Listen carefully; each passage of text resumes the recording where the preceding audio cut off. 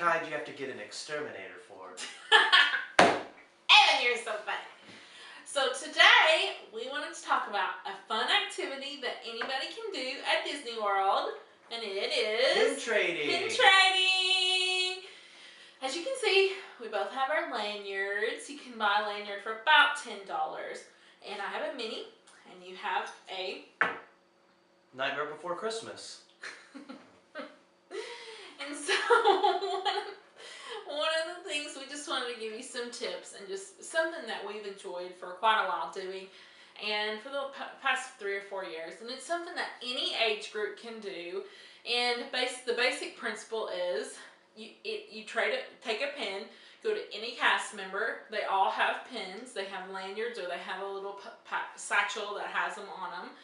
And you can just say, I want to trade this pin for that pin, and they have to trade with you. So they could have a really good one, and you could have a not so good one, and they still will trade with you. And one thing people ask, and one thing I was curious about when we started doing it, is where do they get these pins? So these are pins that are Disney owned.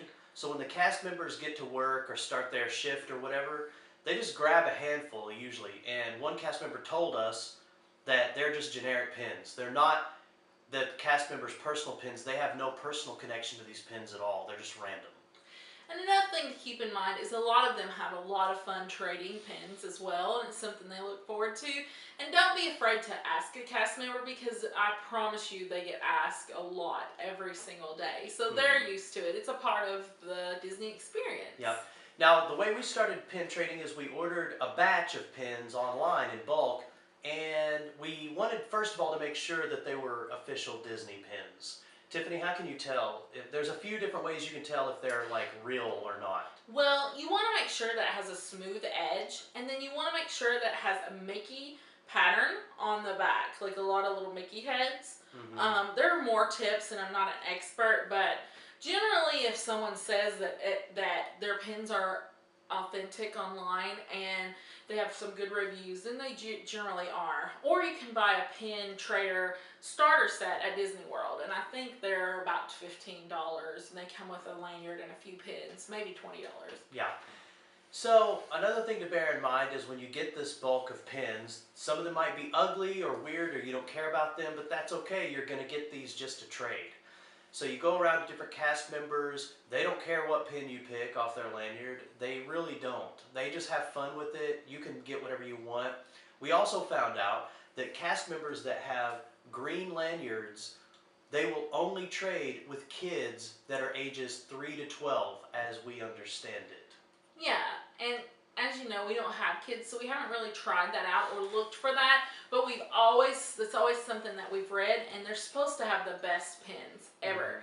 So another tip is if a cast member has a pin that's pinned backwards on their lanyard, then usually they want to ask you a trivia question for that pin, and if you get the question right, and it may not be that easy, then you get the pin, and it's a little bit better pin. So we encountered that one time when we were riding Space Mountain. We got off Space Mountain in the little gift shop, and we were looking for pins, or I don't know if we were looking for pins or not, but we just spotted a cast member that had pins. We went over to him, and he had this one pin that was supposedly rare or higher quality, so he hid the pin from us and made us answer trivia questions about Disney, which we got right, but they were like easy level questions. Well, I'll tell you what the question was. He asked me if I wanted a Star Wars question or a Toy Story question. So I chose Toy Story.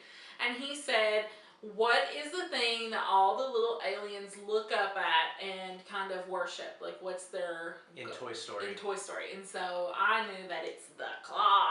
I thought it was Ted Danson, but I was wrong. Ow. Okay, honey? So, yeah. So tell them about their different sets, right? Yeah. So I am not a set kind of person because I have ADD, so I prefer to just have a shiny, pretty pin. But some people are into sets and collections and getting all the different ones. And some people pick, let's say they're going to get all Donald Duck pins, or some people choose sets. So it's something that we'll show you a little bit closer on the camera in a second. But this is our pin collection. And if you look inside, some of the things, like all these little flags, that's a set, and I traded for those with different cast members in Disney World. So each one had a different one, and when you get them all together, you get a set. Oh, I was just thinking of a joke I heard the other day. Sorry. So another thing is, see this little pin here, and we'll show you closer maybe in a minute. That is a finisher pin because it doesn't have any color on it. So if you get one of those, you can only trade for that with a cast member, and anyone with a hidden Mickey with the little Mickey symbol on, it's the same thing. You can only get it from a cast member. And you can see we have 1, 2, 3, 4, 5 of these flags. Yeah, so if we were able to get the flag with no color, that would be a finisher set, a pin, and we would have the entire set. So another set are these lanyards, and also these little people. We have a boy, a girl, and 2 cats. Of course. So those are some of our pins, and we'll show you a little bit more in a second. Now, another thing that I recommend, especially if you're new at pin trading, you probably just want to trade with cast members. Now, there are some people that will kind of camp out in a certain area. They'll have their own binder of pins, or people that rove around and try to find random people to trade with, and they're not associated with Disney at all. Now, there's nothing wrong with trading with these people, but you just have to be careful because some people are kind of like sharks. They're like pin trading sharks. They might be trying to take advantage of you or your kids. But we have met traders in the park that were just having innocent fun, who were just really into it. And that have had amazing pins, cast member only pins and things like that, and just came to do that. And there are also pin trading days too, where that's probably like really fun. We've never gotten to do that, but yeah. So anyway, we saw one man that wanted to trade us 1 pin for 5 pins, and we traded with him, and then his pins weren't very nice, and then Hashtag shady. yeah, then he made like this comment about how he was trying to get the kids to give up their good pins. So it was just weird. He was strange, and so we try to steer away from trading with people that aren't cast members. The cast members are never going to do you wrong, and in fact, if you get a pin that isn't an official Disney pin from a cast member, you can take it to customer service and they will give you an official Disney pin. So we think that probably does not happen very often. But we did meet a woman one time in Epcot who had a giant binder of pins, and she immediately told us, hey guys, I'm not associated with Disney, I'm just doing this for fun. And we had fun trading pins with her. Yeah, she was really neat. She wanted some of our really special pins to us. Yeah, and so those, because a lot of them that we buy in the store, we want to keep because they're really awesome. But so we didn't actually make a trade with her that I remember, but it was so fun looking at her enormous collection. Yeah. So that's pretty cool. I think that's about all the tips. We just wanted to make sure everyone has a lot of fun when they pin trade, and we're going to show you some of our special pins. Yeah. So here are some of our favorite pins. This particular pin is a limited edition pin that we got at Mickey's Not So Scary Halloween Party last year.